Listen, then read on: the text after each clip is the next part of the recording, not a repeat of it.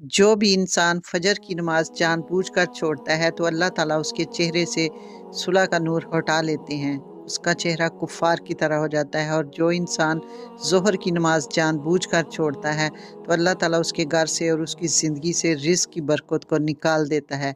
कमा कमा कर वो थक जाता है मगर बरकत नहीं होती। और जो इंसान असर की नमाज जानबूझकर छोड़ता है, अल्लाह उसके जिस्म की ताकत को सल्ब कर लेते हैं, वो बीमार रहता है मुसलसल। और जो मगरिब की नमाज को जानबूझकर छोड़ता है तो उसकी औलाद से उसको कभी भी नफ़ा नहीं पहुँचेगा। और जो इशा की नमाज को जानबूझकर छोड़ेगा उसको अल्लाह सुब्हानहू व तआला उसको कभी भी सुकून की नींद, चैन की नींद नहीं देगा। और आपको पता है इन्हीं 5 चीज़ों की वजह से हम जीते हैं और ज़िंदा रहते हैं।